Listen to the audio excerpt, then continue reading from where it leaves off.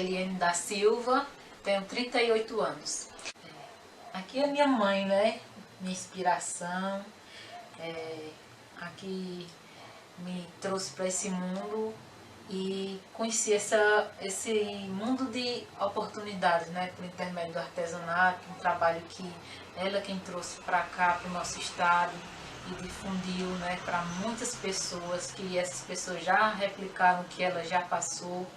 Então, é uma geração de artesãos, né, que veio já do meu avô e da minha bisavó, né, que era índia, a mãe dele. Então, já vem de longa data, né, acho que quarta geração. Eu sou o Francisco Bruno, né, conhecido como Chico Bruno, sou juazeirense, natural daqui e tenho 29 anos. A história da cultura é uma história, sobretudo, de resistência. Quando a gente pega aqui o Cariri, desde os seus primórdios, né, onde o fazer artístico ele se confundiu com o fazer da utilidade, né, o candeeiro, o chapéu de palha, né, o abano, né, isso a gente vai trazendo a cultura para dentro da praticidade, né, e isso, na minha visão de mundo, é existir, né, e resistir na prática do fazer utilitário, né, e também na prática artística, porque ao tempo que a gente faz a utilidade, cria o utilitário, a gente cria também a arte e a cultura, né, então eu penso que elas existem juntos. Como é sempre o grande incentivador dessa terra, que não tinha trabalho, empregos e tudo mais, aí tem o Padre Cícero, né, que ele foi um grande incentivador de todo esse trabalho, do artesanato e do trabalho também manual, nas roças e tudo mais, no plantio da mandioca, do milho, e tudo. E é tanto que ele deixou bem claro um dizer, é uma coisa oficializada, né, nas famílias de Juazeiro, né, que em cada casa teria na sala um oratório, né, e em cada quintal uma oficina. O Padre Cícero, com esse mote, né, de em cada sala um oratório, em cada quintal uma oficina, ele traz um conselho que vai muito além do simples trabalho prático, né? Ele traz um conselho para a vida, para a cultura, né? Porque ao tempo em que a gente trabalha e reza, né, dentro dessa linguagem do Padre Cícero, né, o rezar e trabalhar, a gente está produzindo, está dando movimento à cidade, movimento ao povo, está gerando renda, né, e ao mesmo tempo está produzindo cultura. Se a gente olhar para a reza, para a oração, né, do ponto de vista cultural, não só religioso, né, isso vai dando mais vida, vai enchendo mais a nossa cultura de coisas belas, né, como a renovação do coração de Jesus, como a própria Romaria no Juazeiro e no Nordeste como um todo, né, vai trazendo isso e enchendo, digamos assim, a nossa mala, o nosso matulão de cultura.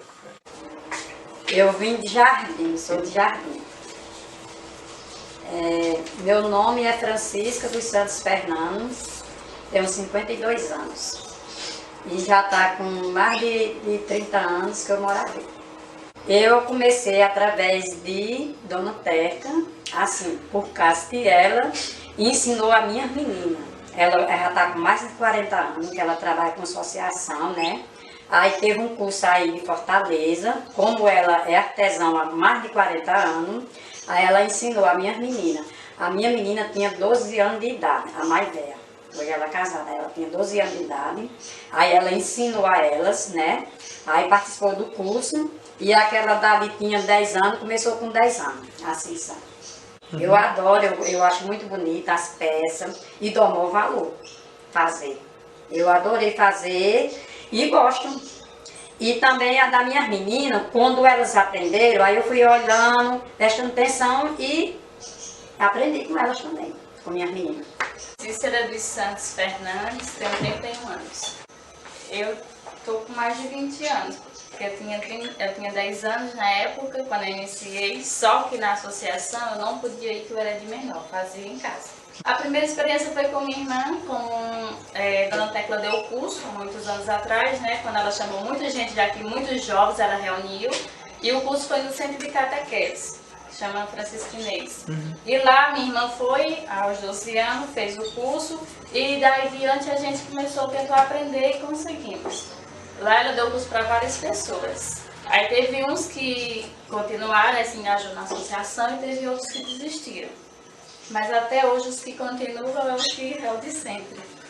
Aqui em casa somos praticamente todos artesãos. Muita gente diz que meu berço foi um berço de palha de milho. Então eu nasci nesse meio. Então não tinha para onde fugir e trabalhar com outra tipologia se não fosse com a palha de milho.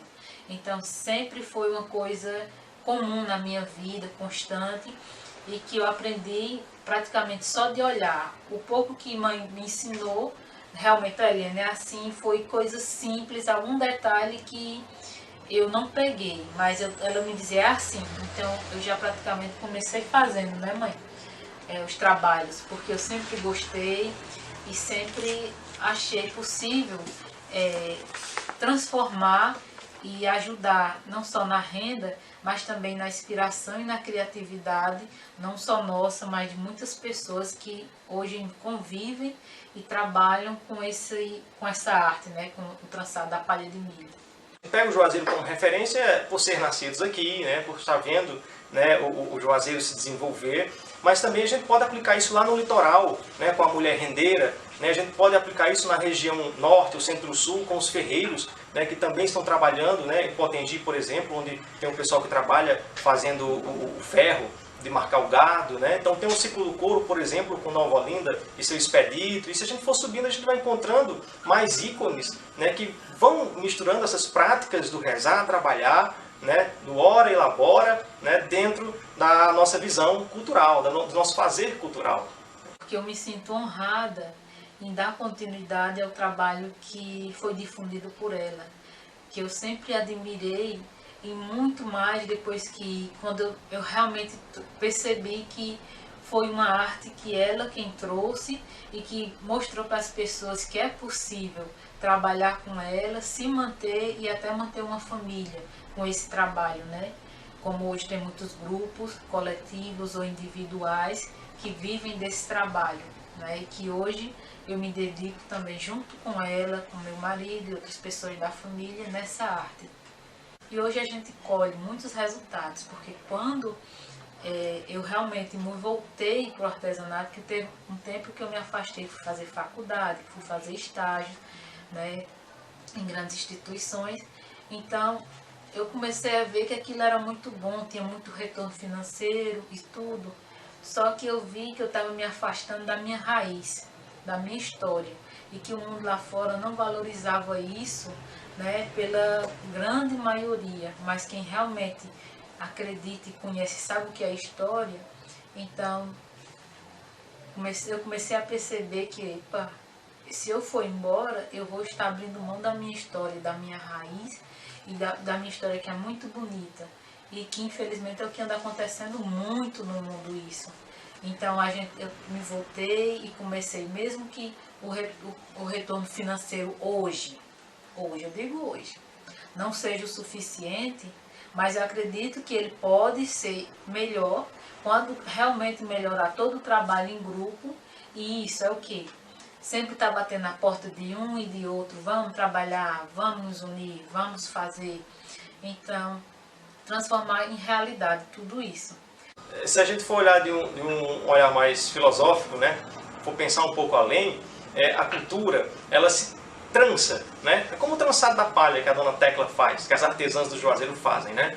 Eles se cruzam e vão juntando pessoas, personalidades, mitos, né? E vários ícones, e vai ficando uma malha só, né? Que seria, no caso, digamos, a rede onde se deitam, né, todos os nordestinos, né? Então, tem a ver com o cordel, e especificamente com a minha prática poética, além de ter como inspiração esse fazer, né, que o Padre Cícero tanto falou, também uma referência, principalmente das romarias. Porque assim, pensou chapéu de palha, né, a gente já pensa Mãe das Dores, a gente já pensa no trançado, a gente já pensa Dona Tecla. Então ela ficou como uma referência, né? Então é mais ou menos por aí. Não é uma linearidade, né? Você pode ver que realmente é um trançado, uma coisa se funde na outra. o esforço que a gente faz, né, para acordar cedo, tem que acordar cedo igual o agricultor, ele vai à busca da colheita do milho, a gente dá palha. A questão da nossa palha, quando a gente desvalorizar, é quando você pega uma peça dessa e você chega assim para o cliente final e assim, para mim é ele saber como foi que foi colhido a palha, para ele saber o processo todinho e quando chegar o cliente final ele dizer, poxa vida, você fez tudo isso para ter essa peça? Aí dá, assim, a gente chega que dá um ano, porque na hora que você vai para a roça, você vai igual um agricultor. Leva sol, leva chuva, é formiga, o bicho que é pela frente você enfrenta, porque é bem complicado. Mas assim, eu me sinto assim satisfeita porque quando eu produzo uma bolsa, uma peça que alguém diz foi você que fez, aí a gente fica bem feliz. Porque tem gente, meu ex-patrão, ele olhava pra mim às vezes trabalhando, ele viu uma vez, ele disse, eu não consigo entender como é que vocês de uma em uma vocês fazem uma peça dessa. E aí você vai encaixando, né, de uma em uma. Olha, eu acho melhor a palha de milho, eu acho muito bom, porque é uma coisa assim, muito interessante, né? Que a gente nunca a gente ia saber que uma palha de milho dava umas coisas dessas, né? Uma pasta, uma bolsa, um baú desse. Eu já trabalhei de roça, né? Mas eu nunca sabia que isso dava isso aqui, essas coisas maravilhosas, muito lindas, eu acho. Eu nasci e cresci aqui no Juazeiro, né? Então meus avós eram agricultores, né? E os meus pais não optaram pela agricultura e vieram com meus avós, ainda muito jovens, para o centro aqui da cidade, né? Então, nós crescemos trabalhando, vendendo nas romarias, né? Então, minha família sempre trabalhou com frutas, verduras, né? Com venda em feira livre. E aí, no tempo da romaria, a gente vinha para ganhar um dinheiro extra, né? A época de maiores oportunidades. E aí a gente trabalhou sempre por aqui, pela rua Doutor Floro, no tempo que podia colocar, né?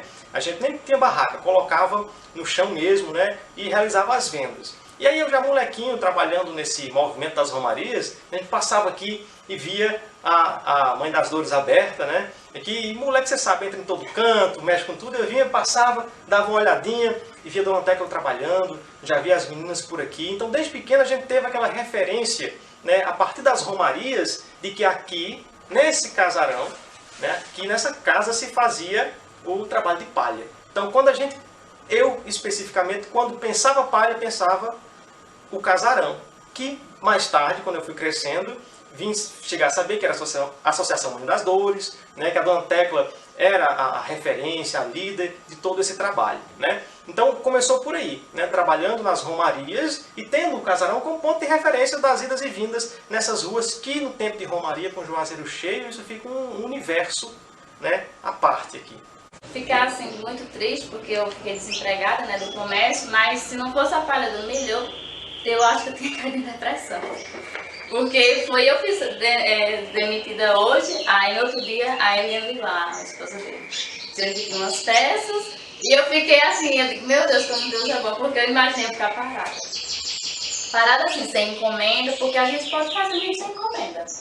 Mas no momento da pandemia, o pessoal tudo agoniado, a gente pensou logo que ia ficar sem nada. Só que aí a gente vê que aparece uma luz. Aí quando eles passaram as encomendas, eu passei o ano inteiro. Eu trabalhei mais na palha do que se eu tivesse trabalhado no comércio. Hoje, muitas coisas, tem produtos que você olha assim, eu não quero, isso é uma besteira, eu quero isso aqui não, porque é uma besteira. Só que quando você diz, olha, isso é feito da palha de milho, sabe de onde ela vem? Eu fui lá na roça, eu colhi, eu tingi, ou seja, químico ou natural. Para mim, se fazer o tingimento natural, eu tive que ir lá também de novo na roça, pegar a casca ou a folha, botar de molho, ter aquele cuidado de estar trocando água para não apodrecer.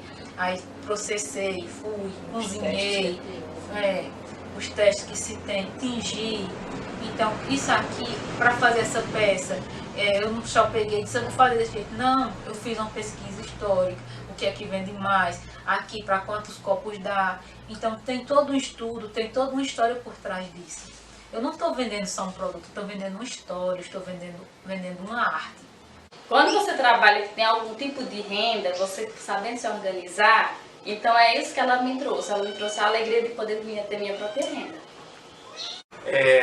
Quando a gente vem para fazer um cordel, né, quando vem inspiração, na verdade, né, essa é a palavra. Quando vem inspiração para a gente fazer um cordel, em mim, eu recebo apenas essas pontas, né? Como se fossem as pontas do trançado.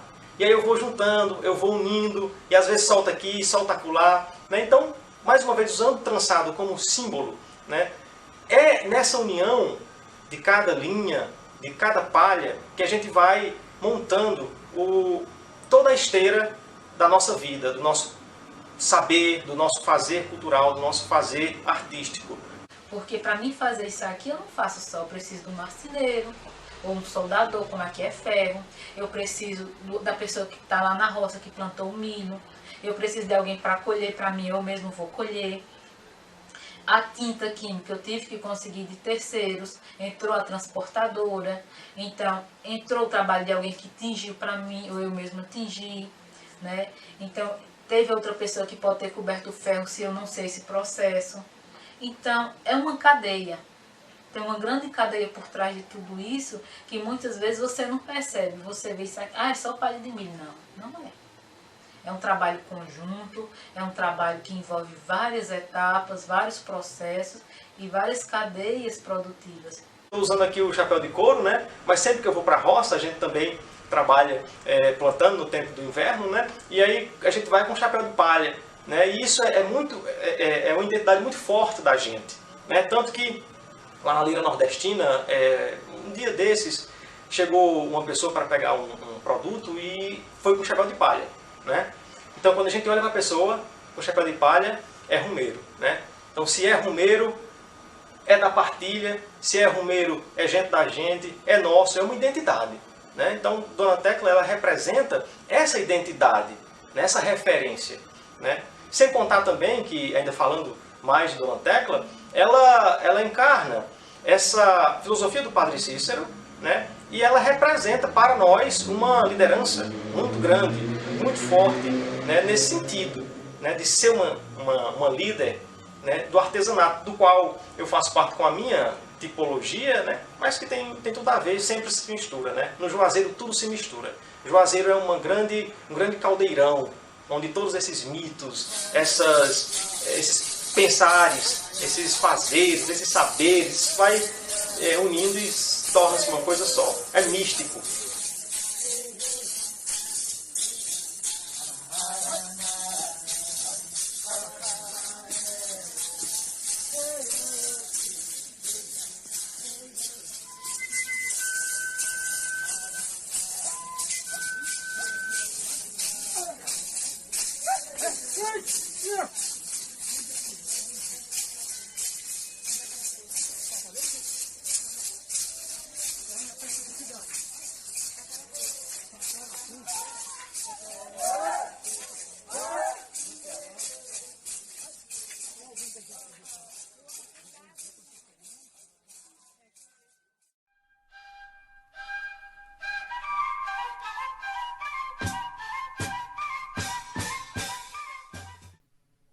Olá, estamos de volta para mais um webinário, esse que é o último, o terceiro, que vai falar um pouquinho com vocês sobre a historicidade do trançado da palha do milho na história da Associação Mãe das Dores e do Padre Cícero. Hoje nós trazemos para nosso bate-papo aqui a Eliane da Silva, que é artesã e empreendedora social da Associação Mãe das Dores e do Padre Cícero, a Claudiene Moreira, que é consultora e assessora de organizações da sociedade civil, e a Tânia Porto, que é analista do Sebrae Juazeiro do Norte. Lembrando que esse webinário está sendo patrocinado pela Casa Civil do Estado do Ceará, com o projeto Evoluir na parceria com a Associação Mãe das Dores e do Padre Cícero. Sejam todos bem-vindos, bem-vindas ao nosso webinário. E para a gente poder começar a nossa roda de diálogo, de discussão, né, eu vou trazer as primeiras perguntas, né, com a Eliane da Silva, que agora há pouco, né, no vídeo que vocês devem ter assistido, falou um pouco com a gente um pouquinho sobre a história do trançado dentro do trabalho que a organização ela realiza, né, há um bom tempo. Não? Então, vamos começar a primeira pergunta. Quanto tempo, Eliane, essa história, por exemplo, do trançado, ela jaz dentro da organização social que vocês trabalham? Quanto tempo já de de experiência nessa área com o trançado da palha do milho?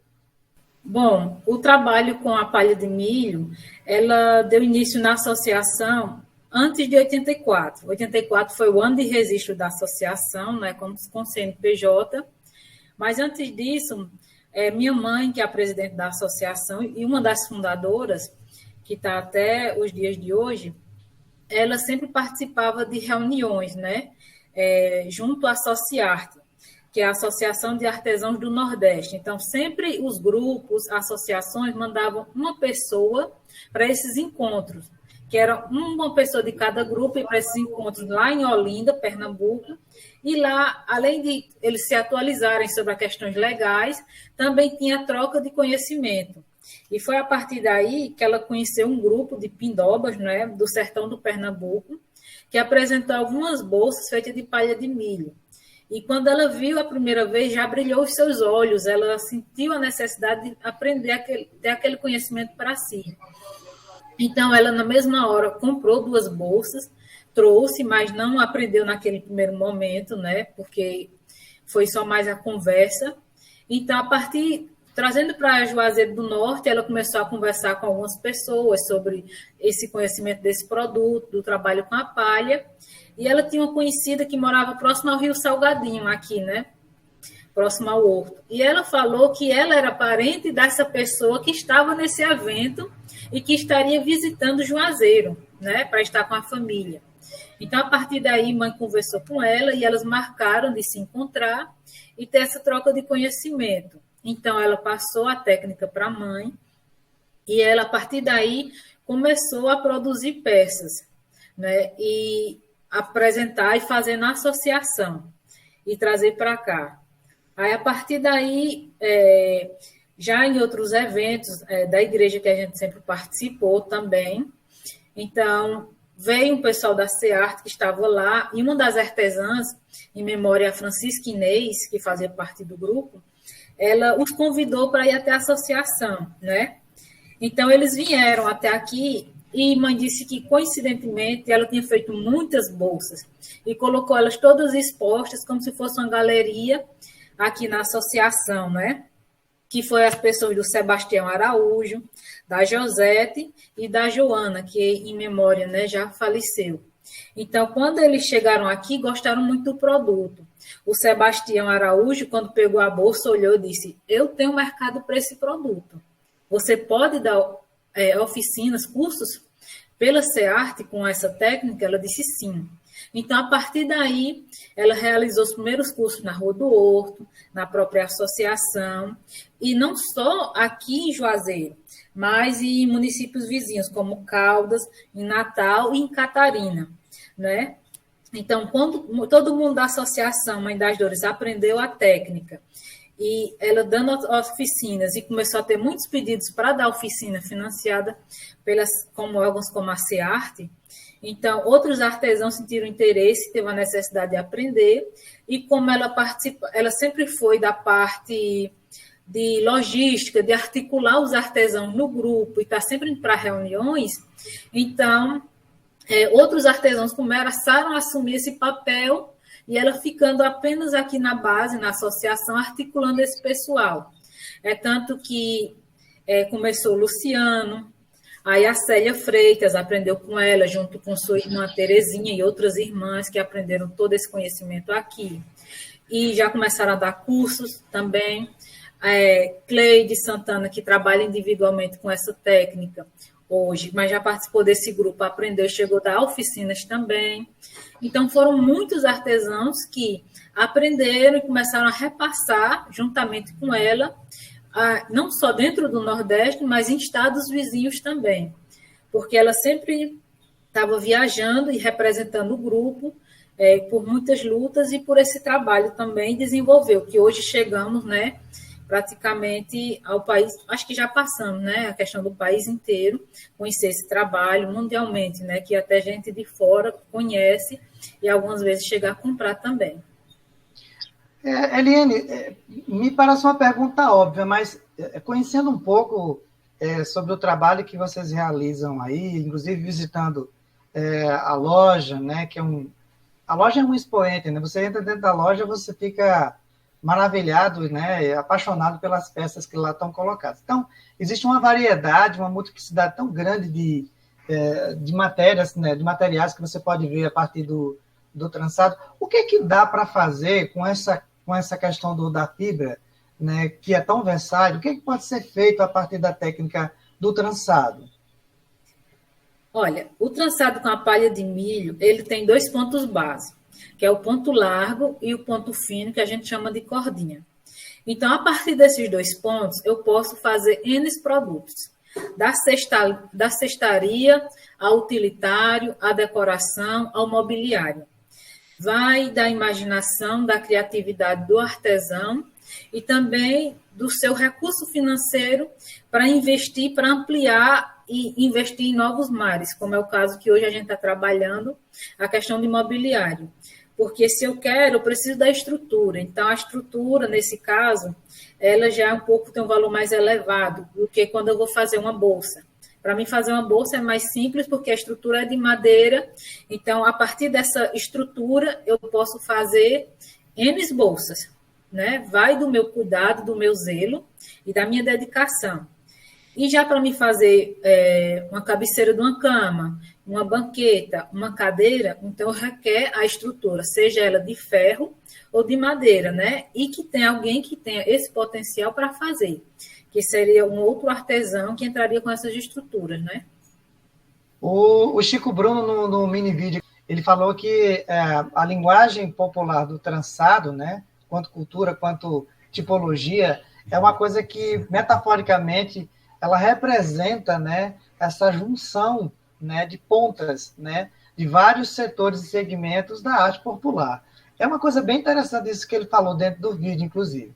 Mas, independente do método ou da matéria-prima que é utilizada, uma coisa que a gente chama bastante atenção é a importância de que esses produtos tenham uma personalidade, que eles tenham uma identidade, digamos assim. Então, a pergunta para você nesse sentido é de que forma que o artesanato Mãe das Dores, ela tem, digamos assim, se dedicado para manter essa iconografia, se é assim que a gente pode chamar, ou seja, a autenticidade dela durante esse tempo todo de atuação. 37 anos, 37 anos de existência, legalmente. São quase 40 anos, mas a gente pode imaginar que para trás tem muito mais história. Então, como é que faz para poder manter a autenticidade, manter a iconografia durante tanto tempo, né, em relação a isso? Requer muito estudo. Estudo da minha localidade, da minha cultura, né, da minha religiosidade, que aqui é muito forte, a questão religiosa, o Padre Cícero, né, o turismo religioso, e também a historicidade da minha cidade, de onde eu estou alocado. Então, eu transformar tudo isso que eu vejo, as cores, né, a questão do reisado, da lapinha, então, tudo isso eu poder transformar e agregar dentro do produto que a gente desenvolve. Então, sempre que eu fico mais na questão de criação de produtos, né, eu sempre estou vendo a modernidade, as tendências, o que está sendo apresentado pelos designers, a questão das cores, colorimetria que está sendo apresentada, as tendências, mas a minha identidade local, minha historicidade, porque eu quero que ela vá junto. Quando a pessoa compra um artesanato, ele não está comprando apenas um produto, ele está levando a nossa identidade, a nossa história, né? Então, está levando um pouco de nós. Então, é uma coisa que a gente sempre busca trabalhar de forma conjunta e, graças a Deus, vem dando certo, né? Quais desafios que você considera que existem hoje com relação à técnica, né? E como é que a associação ela vem trabalhando para essa superação desses desafios? Olha, um dos desafios hoje é pessoas, artesãos que queiram fazer um produto e que faça com a qualidade boa e que tenha interesse em produzir. Porque muitas vezes o pessoal acha que eu fiz uma peça, eu vou ganhar muito dinheiro, porque artesanato é caro. Artesanato não é caro, é o preço real que é pago pelas horas que é dedicada àquela produção. Então, se eu produzo artesanato, então eu tenho que ter o meu ritmo de produção como se eu trabalhasse numa carteira assinada, registrado, tendo que seguir aquelas horas de trabalho dentro de uma empresa. Então, eu tenho que respeitar e seguir também isso como minha vida autônoma como artesã. Então, eu produzir, me dedicar a essa produção e me focar no que eu estou fazendo. Outro problema também é a questão da escassez da palha, né? Porque antes a gente também acompanha muito a questão do meio ambiente, as mudanças climáticas. Por quê? Porque a gente sofre com isso também, porque a nossa matéria-prima base é a palha do milho, então ela vem de lá da roça, do agricultor. Então, antes era o milho verdadeiro que a gente trabalhava, que é uma espiga grande, bonita, a palha maleável, ela não é dura. Então, poucos agricultores hoje trabalham com essa fibra, com essa palha de milho, com esse milho. Por quê? Foi substituído devido às mudanças climáticas, do solo. Então, para o milho híbrido, que é esse distribuído pelo governo. É um milho que, quando você planta, ele dá o fruto logo, o milho. Só que a palha é curta, ela é muito dura, ela não tem aquela maleabilidade necessária para o nosso trabalho, maltrata muito as mãos. Então, isso fez com que perdesse muito também a qualidade do produto, de certa forma. Não é muito artesão que quer estar ali se dedicando, tentando moldar aquela palha, por mais que a gente molhe, para que fique um produto bem legal, como se fosse com milho verdadeiro. Hoje, se você encontrar alguma palha de milho verdadeiro, são aqueles que o pessoal chama de insistente, né? Que é aquele idoso que insiste em manter a sua cultura, né? Que é a questão do milho verdadeiro. Não, eu só quero o milho verdadeiro. Então, muitos trabalham com o híbrido hoje por conta disso. Olha que interessante, a gente pode fazer um gancho com a próxima pergunta que eu vou colocar para ti aqui. Existem apoios, Eliane, ou então as parcerias, né, as redes, que de alguma forma podem vir colaborar com essa visibilidade e reconhecimento da técnica, porque é uma técnica bem específica, né? Não é, eu tenho lido pouca coisa a respeito de pessoas que têm esse trato com o trançado, especificamente com a palha do milho. Eu tenho visto, por exemplo, com a palha da bananeira, com outras fibras, mas com a palha do milho é uma coisa que é muito, muito que rarefeita. A gente consegue encontrar no sudeste do país, no centro-oeste, né? Mas a nível de nordeste é quase que a gente não vê muito, né, a respeito disso. Então, assim, tem apoio, tem parceria, tem redes, né, que contribuem para essa visibilidade, para o reconhecimento dessa técnica. Quais e de que forma esse apoio, essa parceria, elas acontecem? Olha, apoio a gente sempre teve. Tânia é uma prova viva, né, desse apoio, dessa parceria. Em conversas que eu sempre tenho com minha mãe, ela me disse: Eliane, eu conheci Tânia chegando ali no Sebrae como estagiária. Eu conheço ela, né, de ontem, eu lutei. Hoje se fala da Federação dos Artesãos como se fosse algo atual. Mas ela disse: Eliane, eu participei da federação, junto com Celeste, com muita gente lá atrás, com a Gemiro. A gente lutou, né, por essa causa, pelo Sebrae, que antes não tinha o Sebrae aqui em Juazeiro. Antes, se quisesse alguma coisa, tinha que ir lá para o Crato, né? Então, foi uma conquista ter esse Sebrae aqui. Então, aí a gente começou esse trabalho e até hoje está. Tanto com o Sebrae, a questão de cursos, de capacitação, a questão de orçamento, também com design, né, a questão administrativa, burocrática, então a questão de feiras, de eventos também, a rodada de negócios que a gente participa. Então sempre a gente está envolvido com as ações do Sebrae, né? E junto também tem a SEARTE, que de longa data também tem essa parceria, que também mãe trabalhou nessa causa. Hoje tem a sede da SEARTE lá em cima, mas mãe lutou muito para ter aquela sede lá. Até ela disse que não chegou aí, literalmente para ir para capinar o espaço, para limpar por ali. Mas ela estava na articulação: olha, hoje vai vocês como artesão para ajudar lá. Eu vou ficar aqui à frente cuidando, no alicerce. Então, ela sempre lutou por essas causas, os eventos, as feiras, quando aconteciam na linha do trem, próximo ao Sandu. Então, ela sempre teve esse trabalho, essa parceria, e sempre conta esses casos E eu também vivenciei, porque eu nasci aqui dentro, né? Até minha filha diz, mãe, a senhora nasceu no berço de palha, né? E é verdade, porque a gente tem essa parceria desde longa data, desde o início, como também da igreja, né, da Paróquia Nossa Senhora das Dores, que cedeu esse prédio desde 84. Estamos aqui nesse espaço que é cedido pela igreja, né? Então a gente é muito grato por todas essas parcerias, porque foi o que nos ajudou a nos estruturar e se manter, né, até hoje, porque para você se manter há tantos anos, tantas décadas no mercado, ainda mais com artesanato, e sem ter parceria, apoio direto do governo, porque a gente não se vincula a partir da questão de coligação política, porque senão a gente já teria quebrado, que é o comum acontecer com muitos grupos, digamos por experiência, é tanto que a gente não aceita a questão de partidos, coligações, nada disso. Quer apoiar, mas que seja de bom grado, porque acredita na causa, porque acredita no artesanato, que é uma fonte que gera emprego e renda, e muita renda para dentro do nosso município e do estado.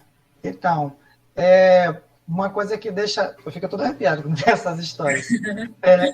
Uma pergunta que eu vou roubar de uma amiga minha, que está presente agora aqui também no webinário, e a pergunta seria a seguinte: como é que a arte do trançado, da palha do milho, ela tem contribuído ou então impactado na vida de artesãos, principalmente as mulheres, né, que tiveram passagem ou ainda se mantêm na associação, quanto a essa expressão artística?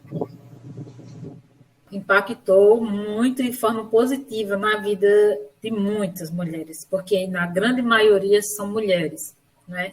Então, muitas hoje podem ter saído do grupo, mas na grande maioria continua com esse trabalho de trançado da palha de milho, né? Ou seja, individualmente, ou coletivamente em outro grupo, ou juntamente conosco, né? Tem muitas que permanecem também, desde quando entraram no primeiro momento, continuam conosco. Porque nos ajuda até a independência financeira, porque a maioria das mulheres que estão dentro do grupo, elas são donas de casa. Então, com o artesanato, ela tem essa liberdade, né? É tanto que hoje em dia muita gente, quando chega aqui, mas na associação, cadê os artesãos? A gente diz, não, hoje em dia a maioria está produzindo em casa. Aqui funciona mais o showroom. Então, isso começou a fazer com que, e muitos também, a maioria das mulheres começaram a casar e ter filhos. Então, começou a ficar mais em casa, mas queria continuar com o trabalho. Então, elas continuam em casa produzindo, e aqui fica mais para coletar essa mercadoria. E a gente conversa muito hoje pelas mídias sociais, principalmente o WhatsApp, para conversar, para dialogar. E todo mundo, quando chega encomenda da Cearte, chega um shopping Iguatemi, que é a loja do bem, que também é uma parceira forte nossa. A gente manda N produtos várias vezes ao ano, consignado, vende bem. Foi o que nos ajudou a manter nesse período de pandemia, né, porque senão nós teríamos quebrado. E também o Sebrae, né, digital, as capacitações também que a gente fez, muitas estudou, aproveitou para estudar, se atualizar e para trabalhar, né, para continuar funcionando mesmo estando preso em casa na pandemia. Sim, Cláudia? E por falar em editais, quando foi assim que a organização ela despertou, ela conseguiu perceber que os editais poderiam contribuir para dar visibilidade não apenas às ações, aos projetos sociais que a organização desenvolve, mas também a esse trabalho com a fibra do milho? Olha, desde a época da faculdade, eu comecei a ouvir falar em editais, minha curiosidade. Sempre gostei de ler, de observar. Quando tinha Expocrato, tinha os eventos, tinha palestra, tinha as rodadas de negócio, as feiras no Sebrae.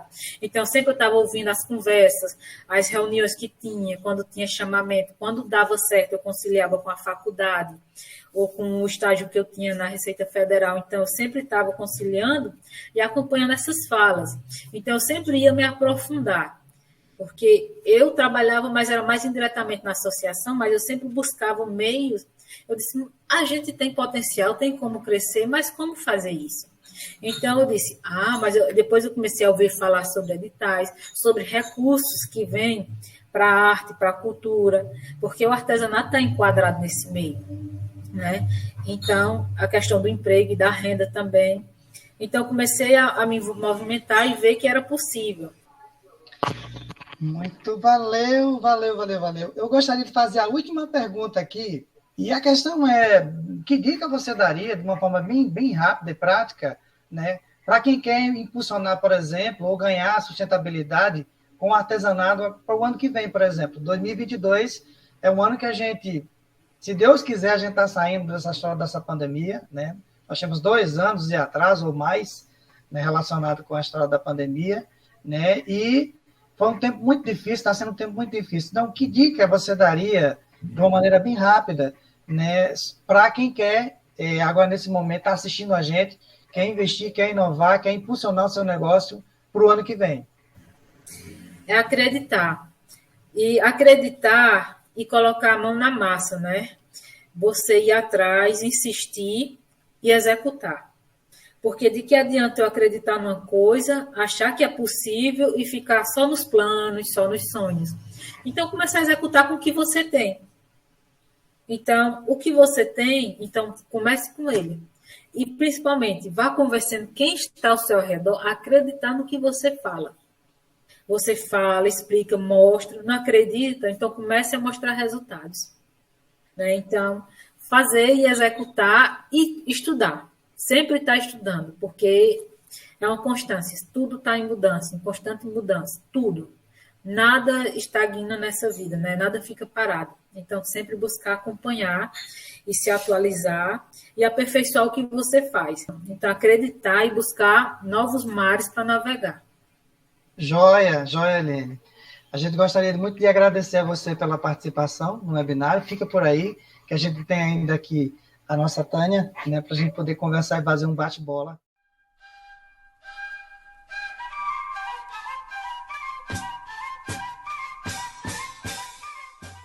Mas eu gostaria de começar perguntando para a Tânia o seguinte: como é que o Sebrae ele atua nesse segmento do artesanato? Essa história, por exemplo, do mercado, dos projetos, né, das parcerias. Né? A Eliane falou muito que o Sebrae tem sido um parceiro, né, chave, né, durante esses anos de trabalho que a instituição ela tem. Mas como é que isso funciona a nível local? Você que tem tanto tempo de história junto ao Sebrae. Bom, vamos lá, né, Eliane? Eliane falou tanta coisa que eu fico aqui relembrando. Quando Dona Tecla fala que me conheceu como estagiária, é bem verdade, porque se nós formos pensar que a associação se formalizou em 84, eu entrei no Sebrae em 87, realmente como estagiária. Então, são mais de 30 anos, né? Ano passado foram 33 anos de trabalho. Então, tudo isso que ela fala, eu conheço grande parte dessa história, né? Então, a cada fala dela, eu vou lembrando dos cartões lindíssimos que elas faziam. Eu acho que, não sei se elas ainda fazem, né? Com a palha da bananeira. Então, assim, a gente encomendou muito desses cartões para mandar para fora, para servir de cartão de Natal do Sebrae. Então, a história, ela vem desde sempre, né? Com outros colegas que me antecederam lá na associação, que nem estão mais na casa, mas que ajudaram nessa construção associativa, ajudaram na gestão, ajudaram no mercado. Então, tudo isso que se fala das parcerias com relação às feiras, aos eventos, hoje a associação ela já caminha por si só, mas nem por isso ela deixou de buscar o Sebrae, nem o Sebrae deixou de apoiar. Então, eu vejo assim uma grande evolução desde quando nós começamos a trabalhar na parceria, que a associação ela vai falando e eu vou lembrando, né? Porque eu lembro da associação desde a primeira presidência de Dona Tecla. Aí ela fala de Luciano, ela fala de Terezinha, ela fala de Célia.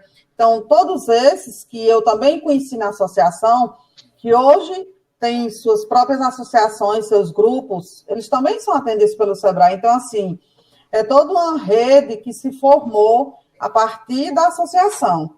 Então, a associação ela se ampliou e ela foi meio que proliferando em outros ambientes. E a gente vê que tanto a associação cresceu bastante, como as outras também se mantêm. Então, eu lembro muito de alguns trabalhos e de algumas dificuldades que a associação viveu quando eles começaram a fazer peças diferenciadas, a gente começou a trabalhar muito o design dos produtos. Então, como é que a gente sai de uma linha só de bolsas e consegue fazer uma diversidade maior para que amplie o mercado, para que tenha um valor mais agregado. E uma das exigências, à época, era uma reclamação de alguns compradores, era com relação às tintas, né? A Eliane deve lembrar muito bem disso. Então, eles só aceitavam comprar os produtos, porque inicialmente eles só faziam as peças em cru, né, na cor natural, e passaram a incrementar utilizando cores e diversificando. Só que alguns compradores percebiam que aquela tinta ela tinha algo que não era sustentável, e eles não queriam comprar. Então, eu lembro muito de um colega nosso chamado Vicente, que a gente chama carinhosamente de seu Vicente, a luta que foi para ele identificar onde nós tínhamos, né, no Brasil, uma tinta que ela não fosse prejudicial ao meio ambiente, e a partir daí a associação começar a utilizar e conseguir atender esses clientes, e a partir daí começar a trabalhar dessa forma. Então, são várias coisas, né, que Eliane vai conversando, vai passando aqui na memória de tudo que a gente já viveu e de como elas cresceram, de como a associação cresceu. Então, eu particularmente, assim, sou muito orgulhosa, né, quando ela me ligou perguntando se eu poderia participar, né, da entrevista, aí eu disse, claro. Quer dizer, eu já escrevi sobre a associação. Então, teve uma época que o SEBRAE tinha um trabalho em todo o Brasil que ele chamava Histórias de Sucesso. Então, todos os SEBRAEs, todos os colaboradores, era para os funcionários, né? Eles eram chamados a escreverem sobre algumas atividades, alguns projetos que a gente desenvolvia.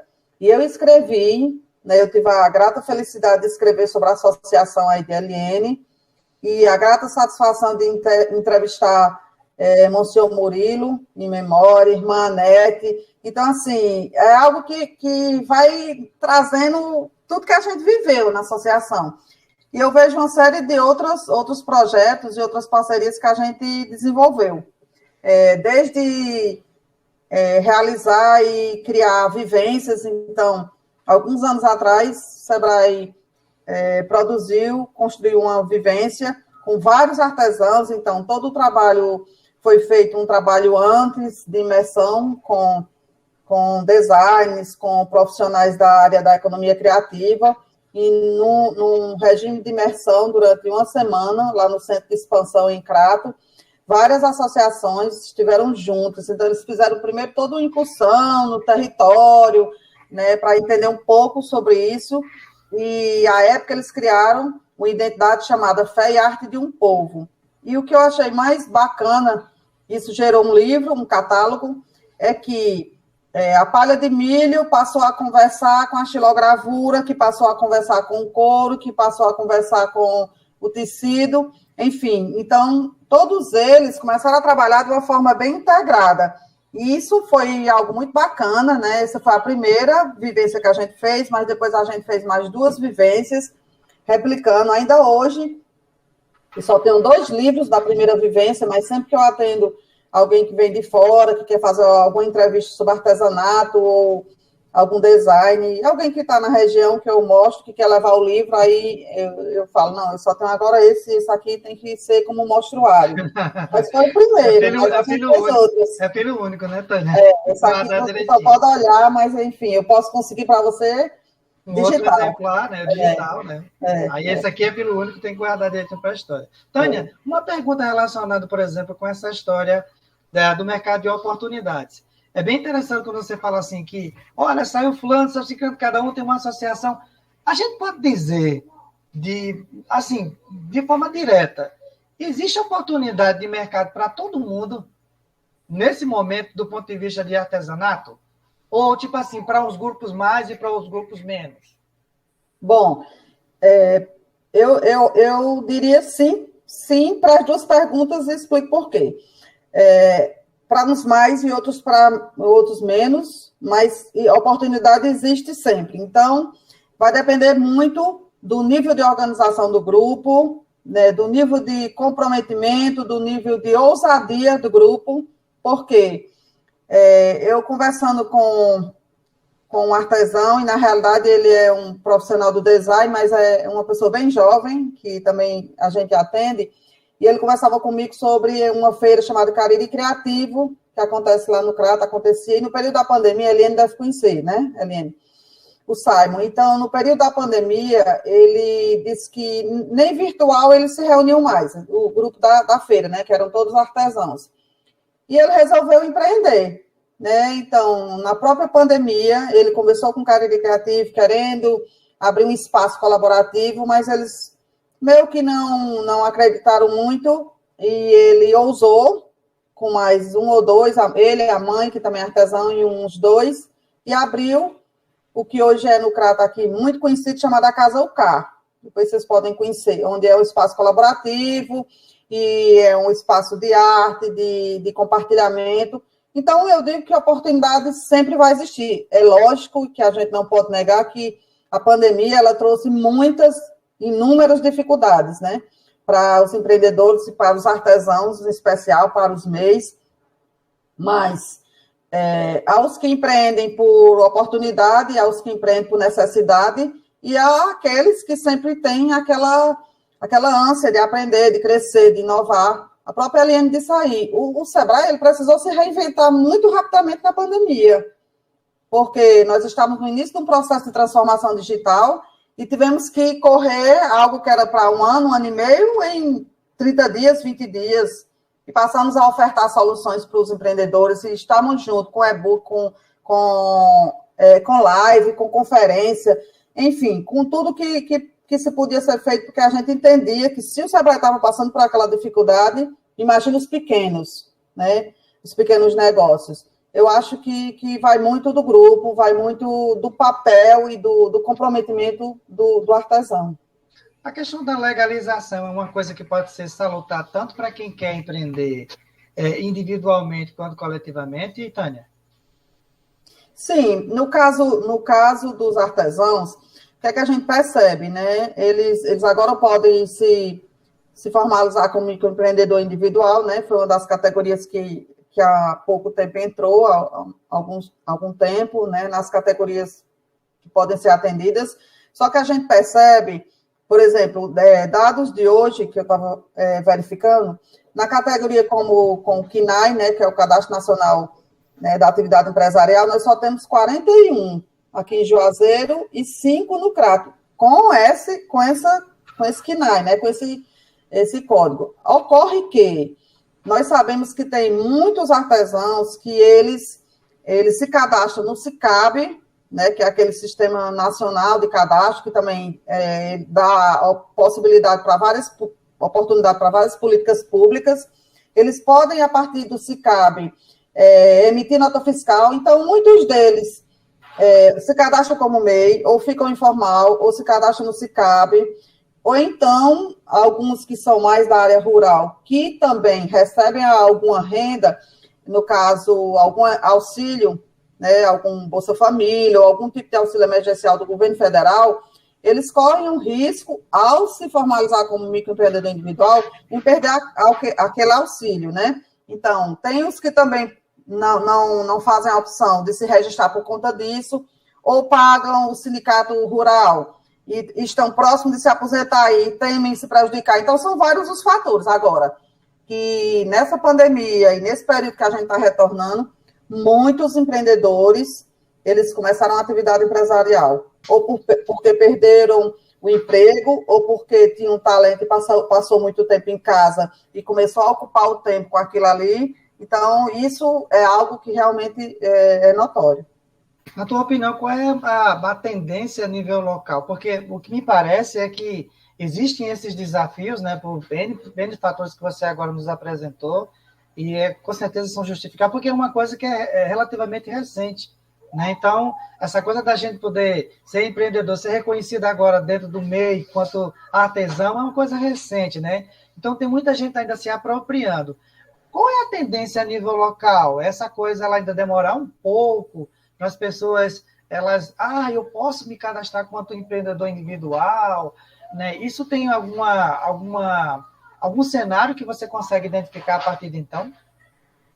Bom, com relação à nossa atuação do SEBRAE, eu percebo que tem crescido bastante, por exemplo, principalmente nos pequenos municípios. A gente tem uma parceria que a gente chama de Sala do Empreendedor e dentro de um projeto chamado Redes Integradas. Então, para você ter uma ideia, dos 26 municípios que nós atendemos aqui na região do Cariri, nós já temos 19 salas do empreendedor nos mais diversos municípios, e a gente pretende até final agora de dezembro ter os 26 municípios com essas salas. E o que acontece nessa sala? É uma parceria do SEBRAE com o município ou com outro parceiro, pode ser uma CDL, uma Câmara Municipal, uma associação comercial, enfim, uma faculdade privada ou particular. A gente firmou uma parceria agora com a URCA, mas a gente tem várias parcerias com faculdades também que são privadas, e a partir daí a gente consegue orientar e treinar a figura do AD, que a gente chama que é o Agente de Desenvolvimento, e nós temos o gestor do território, que é um colega nosso, analista, como eu, que vai, cada semana, estar naquele território, conversando, alimentando, identificando as demandas, e a gente tem percebido, principalmente através das secretarias de desenvolvimento econômico nos municípios maiores, ou nas secretarias de ação social, através dos CRAS, a busca do SEBRAE para que possa trabalhar em parceria. Porque a gente sabe que os CRAS, eles atendem muitas mães, né? Então, normalmente estão localizados em territórios um pouco desprestigiados do ponto de vista de política pública. Então, a gente já tem feito também esse movimento, né, de trabalhar nessas parcerias, além de outras entidades que têm atuado fortemente nessa área do empreendedorismo, principalmente o feminino, né? E isso tem crescido, assim, muito, muito mesmo, né? O SEBRAE está no processo de construção de um programa, porque a gente já tem várias ações voltadas para esse público. Ano passado nós fizemos um evento só para mulheres, né, chamado Mulheres que Movimentam, e a ideia é construir um programa estadual para que todos os regionais possam atuar nesse fortalecimento das mulheres empreendedoras. A fibra do milho é um ícone dentro da historicidade local, né, pelas mãos de que a gente sabe de que veio, né, pelo esforço, pelo empreendimento de muitas mulheres, né, guerreiras fortes que estão tocando em frente a essa história, né, e longa vida a história do trançado da Palha do Milho aqui no Juazeiro do Norte, na região do Cariri, no Ceará, né, mas a gente pergunta sobre a perspectiva dessa linguagem de iconografia, né, do trançado que dialoga com outras. Para quem quer, agora em 2022, dar um upgrade, sacudir a poeira, levantar, dar visibilidade, dizer assim, olha, estamos aqui. Quais seriam as dicas, Tânia? Pelo amor de Deus, como é que a gente consegue, digamos assim, sacudir a rapaziada que está assistindo a gente agora nesse momento, dizer assim, é possível, sim, tem como a gente fazer, sim. Quais seriam as dicas? Bom, eu daria algumas dicas, né, que inclusive são dicas que não são só do SEBRAE, né, são de especialistas, né, principalmente pós-pandemia, a gente está nesse processo de retomada do crescimento e da economia, é que os consumidores, os clientes, eles estão cada vez mais exigentes. Então, nesse período da pandemia, eles aprenderam mais ainda, eles já faziam, mas eles aprenderam mais ainda a comprar na sua comodidade. As lojas físicas, elas vão se acabar? Não, porque sempre vai haver aquele consumidor que ele vai querer olhar, pegar, conversar com um artesão, mas vai estar muito mais essa duplicidade do cliente que quer, vezes comprar fisicamente, vezes comprar pela internet. Então, eles precisam se adaptar cada vez mais. Já estão se adaptando, a Eliane falar aí do WhatsApp, mas tem uma série de ferramentas e de soluções, de plataformas que elas são gratuitas, que podem ser acessadas pelos artesãos, que podem estar fazendo todo esse envolvimento da clientela através do Instagram, do Facebook, do WhatsApp Business, né? Enfim, eu acho que essa é uma dica. Eu acho que precisa ter um atendimento cada vez mais humanizado. Então, nunca eu acho que as pessoas se sentiram tão carentes, né? Com tanto medo de perder os seus, com tanto medo de perder sua própria vida, né? Então, foi uma fase muito difícil que a gente vem atravessando em todo mundo. Então, o cliente, ele quer se sentir acolhido, né? Então, conversa com seu cliente, manda mensagem para seu cliente, pede sugestão para seu cliente, né? Que peça você acha que a gente deveria fazer? O que é que ainda a associação ainda não lhe atende? A gente tem visto isso com muita frequência, principalmente no Instagram, né? O que é que você quer comer? Então, se é uma loja de doce, uma confeitaria, você quer sugerir algo que a gente ainda não produz? Então, esse contato, essa comunicação mais direta com o consumidor, com o cliente, precisa realmente ter, e lembrar que a gente tem que trabalhar numa rede integrada, é uma cadeia, né? Então, se a minha associação está bem, se eu recebi uma grande encomenda, eu não consigo atender, mas tem a associação X, Y, que pode, junto comigo, né, atender essa demanda, construir esse processo, porque a gente sabe que, isso que a Eliane estava falando, dos diversos parceiros muito importantes, né, a SEARTE, a Loja do Bem, né, as rodadas de negócios que a gente faz. Então, hoje, tem muitos artesãos que conversam diretamente com as galerias, né? Isso foi, 20 anos atrás que a gente iniciou esse processo da conversa do vendedor com o comprador.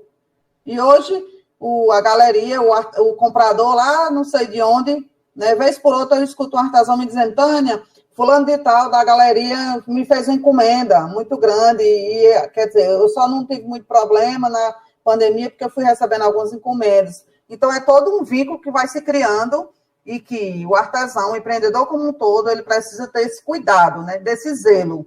Então, como é que eu vou construir uma carteira de clientes que eu fidelizo?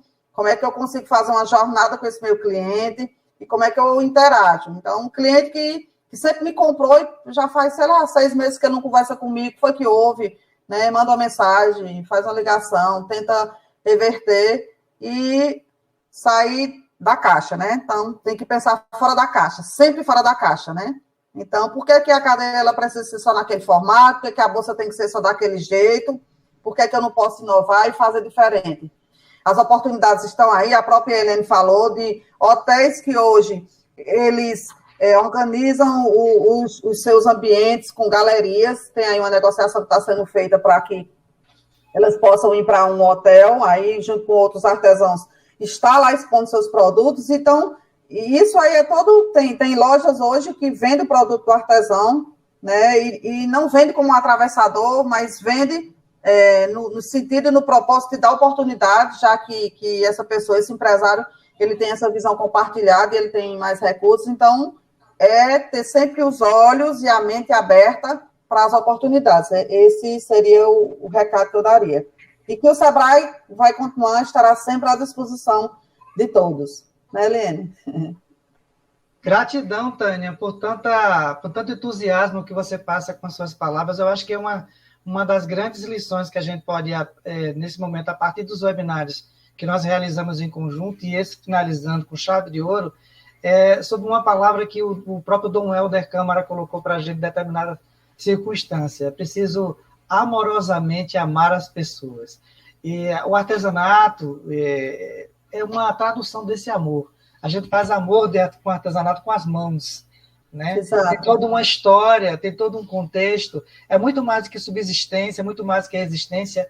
É amor que a gente transforma em arte e a gente presenteia alguém, alguma pessoa. Exato, então, exato. Eu acho que é uma coisa que a gente pode colocar quanto lição aprendida, não só pela linguagem e iconografia do trançado da Para do Milho, mas com todas as iconografias que são relacionadas com essa arte, né? Nós temos aí a madeira, nós temos o couro, como você falou, nós temos as outras várias linguagens do artesanato. Sisal, nós temos a taboa, então são muitas fibras, né, que hoje elas geram renda para muitas pessoas. Exatamente. E aí, essas pessoas, elas trabalham, né, e elas têm a sua dignidade a partir disso. Então, é uma coisa que a gente pode, a partir dessas histórias que foram contadas aqui dentro dos webinários, a gente chamar a atenção para a população, para os artesãos que de repente estão lá meio cochilando.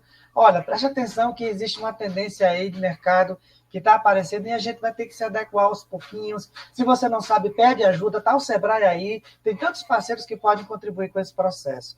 Então, hoje, especificamente, eu gostaria de agradecer a você por essas palavras que você colocou, para a Cláudia pelo incentivo às organizações sociais que ela dá a nível de território, né, para a Eliane, né, por levar essa bandeira.